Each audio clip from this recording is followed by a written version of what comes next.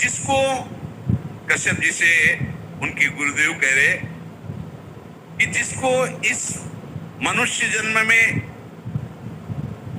पूर्व पुण्य कर्म या संत महात्माओं की कृपाओं से मुक्त होना होता है, उसके ऐसे लक्षण प्रकट हो जाते हैं। वो शरीर के जितने भोग हैं उन भोगों में उसका विचार प्रकट होने लगता है। कितना खाते रहेंगे, ये कितना देखते रहेंगे, कितना भोगते रहेंगे, ये प्रारंभिक विचार प्रकट होने लगता है। मन कहता है ये संयोग कब तक रहेगा, कितना कितना विचार, अंदर विचार प्रकट। उस विचार से उसके हृदय में इस शरीर और इन भोगों की जलन से मुक्त होने की इच्छा जागृत होती है।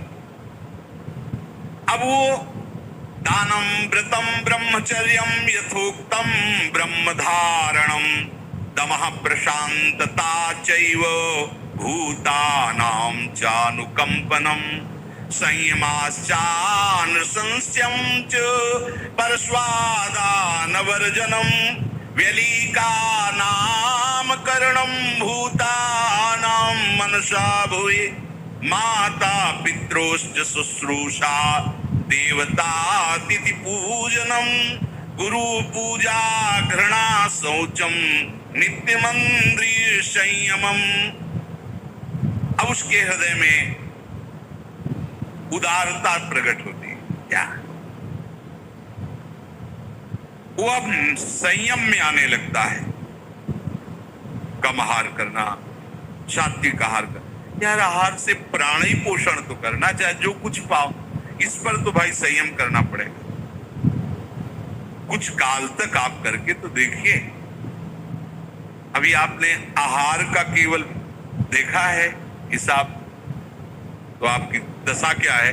आप थोड़ा संयम में आइए और रसेंद्री के मांगे हुए आहार को कम दीजिए। मान लीजिए ये जन्म थोड़ा इसमें लगा दीजिए, आप देख लीजिएगा।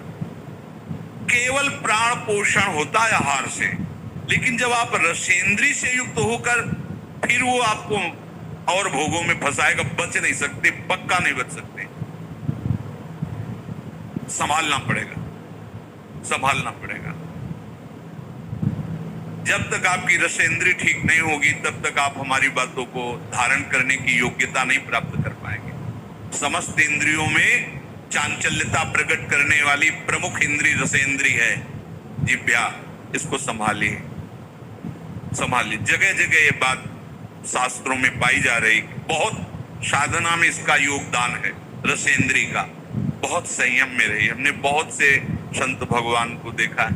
अब ये जो विचरण करने वाले महात्माओं घटना होती कि भाई 35 रोटी पा गए, ये पा, अब 8 दिन भोजन नहीं मिला तो 35 रोटी क्या करेगी। एक बार में पा लिया, फिर 5-6 दिन के लिए फुर्सत, वहां कुछ विकार थोड़ी आने की जरूरत है। हाँ, जब आपको बाल भोग मिल रहा है, राजभोग मिल रहा है, शयन भोग तीनों टाइम मिल रहा है, अल्पाहार, थोड़ा थोड़ा सात्विक आहार, भजन, हर समय आप बैठ सकते हो, ऐसी हो। अब वो ब्रह्मचर्य व्रत को धारण करेगा। उदारता, संयम, खान पान, ये सब, और ब्रह्मचर्य। सच्ची मानिए ये अलौकिक व्रत है। ब्रह्मचर्य धारण करने वाले को बादाम, हलवा, घी की जरूरत ही नहीं भाई। बिल्कुल सच्ची मानिए। जैसे तप्त भूमि में पैर कैसे पड़ता है, एकदम ऐसी बिजली रहती है ब्रह्मचारी के शरीर। बिजली 60 किलोमीटर बिना विश्राम किए चलते देखा है। पीछे भी चर्चा की थी। हम हार गए। कमंडल हाथ में छड़, ब्रह्माकार वृत्ति, चले जा रहे। कब आहार मिलेगा, कब विश्राम, कोई मतलब नहीं। हार भगवदाकार वृत्ति। ब्रह्मचर्य अत्यंत आवश्यक, जिसे आप खिलवाड़ समझ रहे हो, ये बहुत बड़ी हानि है। जिन लोगों को ऐसा लगता है कि ब्रह्मचर्य छीण करके हम घी दूध पी करके या मकर और कौन सी भस्म और स्वर्ण भस्म, मकर ध्वज और क्या क्या, भाई ये सब उसकी पूर्ति नहीं कर सकते। ध्यान रखना, जो ब्रह्मचर्य आपका छीण हुआ, जो नस नाड़ियों का अभ्यास आपका गलत बन गया, उसको कोई भी भस्म, कोई भी औषधि कोई भी घी, दूध, बादाम, पिस्ता ये पूर्ण नहीं कर सकता। ध्यान रखना, जिन लोगों को ऐसा लगता है वो भ्रम में है, वो भ्रम में है, वो भगवत आराधन की योग्यता खो देंगे। ब्रह्मचर्य अत्यंत आवश्यक है। नींद पर काबू पाने के लिए, शरीर पर शासन करने के लिए, मन पर शासन करने के लिए, दिव्य आनंद का अनुभव करने के लिए ब्रह्मचर्य नींव है, नींव। भले आप गृहस्थ में हैं तो शास्त्र आज्ञा करता है संतान उत्पत्ति आदि के लिए। बस बहुत जन्म हो गए खिलवाड़ करते हुए, थोड़ा तो संयम में इस जन्म में आ जाओ, चाहे गृहस्थ हो चाहे विरक्त हो। ऐसी प्रवृत्ति जो हम अनेक जन्मों से करते आए हैं, वही इस महामहिम मनुष्य शरीर को प्राप्त करके हम पुनः गलती दोहरा रहे हैं। अब हमको वो करना है जो आज तक किया नहीं। आज तक भोग करते रहे तो अब ब्रह्मचर्य से रहेंगे, आज तक विषय चिंतन करते रहे तो भगवत सेवा चिंतन करेंगे, आज तक संसार के रूप का चिंतन करते अब स्वामी के रूप का चिंतन करेंगे, आज तक संसार का नाम गुणगान करते रहे प्रपंच का, अब मैं प्रपंचातीत प्रभु के नाम का, उनके गुणों का गायन करूंगा। जब जिसको भगवत प्राप्ति होनी होती है मनुष्य शरीर में, तो ये संयोग प्राप्त होना शुरू हो जाता है। वो शास्त्रों का स्वाध्याय करने लगता है। इंद्रियों की चांचल्यता उसे अच्छी नहीं लगती, देखना सुनना बोलो गंभीरता आने लगती है। कोई भी उससे बात करे मुस्कुराकर, ऐसा दयाचित, सब पर करुणा करने वाला उसका स्वभाव बनने लगेगा। चित्त विषय चिंतन के लिए लालायित नहीं होगा, लालची नहीं होगा, चित्त उदासीन हो, कुछ अच्छा ही नहीं लगता। स्वभाव में कोमलता, दूसरों से कुछ लेने की इच्छा का त्याग, किसी को भी मन से भी दुख ना पहुंचाने की सोचना, मन से भी किसी को दुख ना पहुंचाने की नहीं, किसी को मन से भी दुख हम ना सोचे कि भगवान देखो हमको गाली दिया, अपमानित किया, इसको ऐसा नहीं, ऐसा भी नहीं। सद्गुरुदेव भगवान की पूजा, पवित्रता का स्वभाव और अपने इन कर्मों का कभी प्रचार ना करना, ये है जिसकी उन्नति होनी, भगवत प्राप्ति होनी होती है। तो ये लक्षण उसके हृदय में जागते हैं। अपने शिष्य कश्यप जी को वो बोल रहे हैं। और जिसका पतन होना होता है, नाश होना होता है, उसे विपरीत बुद्धि प्राप्त हो जाती है। बुरी दशा आने के पहले बुद्धि बदली जाती है। उसके हृदय में विपरीत दशा जागृत होती है। विनाश काल में बुद्धि व्यावर्तते चास्य विनाशे प्रत्युपस्थिते, उसकी ऐसी बुद्धि में उल्टी भावना आ जाती कि कब तक ये सब, अरे भोगो यार, भगवान को मिलना होगा मिल जाएंगे, ना मिलना सामने भोग उपस्थित, भोगो। उसमें धैर्य नहीं रहता। ये लक्षण बताए जाते हैं जिसको पतन के मार्ग में जाना होता है, उसके ऐसे लक्षण होते हैं। वो अपने धैर्य को नहीं बनाए रखता। कोई भी भोग सामने आया, विचार नहीं करना, पशु की तरह बस उसे स्वीकार कर लेना, नहीं। विवेक, अगला कदम रखने के पहले विचार करो, मेरा कदम कहां रखा जा रहा है, क्या होगा, अगर मैं ऐसा करूंगा तो होगा क्या, अगर हमारे हरि गुरु अपनी कृपा की नजर हमसे हटा लिए तो फिर होगा क्या। नहीं नहीं, बहुत बार ये सब किया, अब नहीं नहीं, और भाग पड़े, ज्यादा नहीं नहीं के चक्कर में ना पड़े, उस स्थान से भाग पड़े जहां सामने भोग उपस्थित हो। धैर्यवान यदि ऐसा है कि कोई प्रभाव नहीं पड़ रहा तो भी वहां ज्यादा न टिके, हट जाए। काजर की कोठरी में कैसो भी सयान हो जाए, दाग लागी है, पहलागी है, पहलागी है, महापुरुषों ने कहा है। उसका धैर्य खत्म हो जाता है, धैर्यवान नहीं रहता। बहुत ध्यान देने योग्य बात है।